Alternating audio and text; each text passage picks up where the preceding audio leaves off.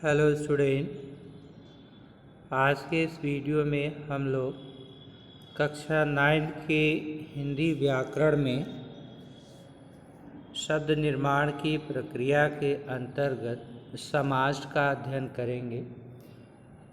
जैसे देखिए, हम शब्द निर्माण उपसर्ग प्रत्यय से भी करते हैं, प्रक्रिया अलग होती है जो कि हम लोग पीछे अभी पढ़े हैं। अब आइए आज हम लोग समास पढ़ते हैं कि समास के द्वारा कैसे हम शब्द निर्माण करते हैं। समास के द्वारा हम कैसे एक नए शब्द की रचना करते हैं, उसको आज हम लोग पढ़ेंगे। देखिए, समास दो या दो से अधिक शब्दों को मिलाकर हम एक नया शब्द निर्मित करते हैं।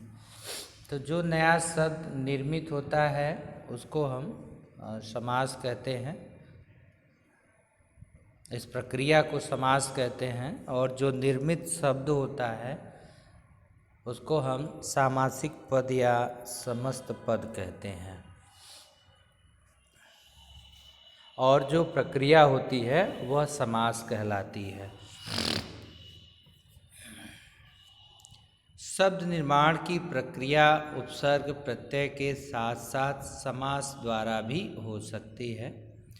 दो या दो से अधिक शब्दों के मेल से जब एक नया शब्द बनाया जाता है तो उस शब्द रचना विधि को समास रचना कहा जाता है।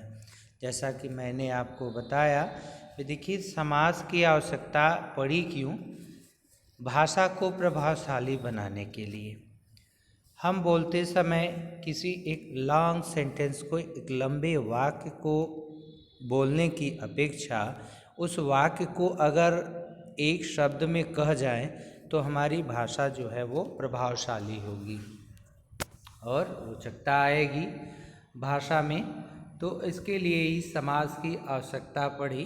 तो समास देखिए, दो या दो से अधिक शब्दों को मिला करके हम एक नया शब्द बनाते हैं। जैसे हम कह लें स्नान के लिए गृह, यानी स्नान के लिए घर।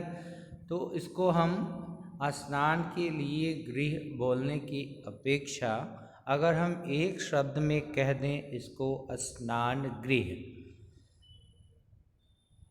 10 हैं जिसके आनन, दशानन। घोड़े पर सवार, घुड़सवार। हिंदी के प्रचार के लिए सभा, हिंदी प्रचार सभा आदि। तो इस प्रकार देखिए, यहाँ दो या दो से अधिक शब्दों को मिला करके एक नए शब्द की रचना हुई है। तो जो निर्मित शब्द है, बना हुआ नया शब्द, जैसे यहाँ स्नान के लिए गृह को हमने एक शब्द में स्नान गृह कह दिया। तो इस प्रक्रिया के द्वारा बना जो नया शब्द स्नान गृह है, इसी को हम सामासिक पद या समस्त पद कहेंगे, कहते हैं। और आगे देखिए, इसमें जैसे दशानन, ये समस्त पद या सामासिक पद है।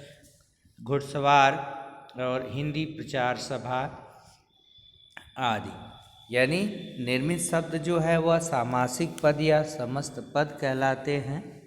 और जो प्रक्रिया होती है वह समास कहलाती है। अर्थात हम ये कह सकते हैं कि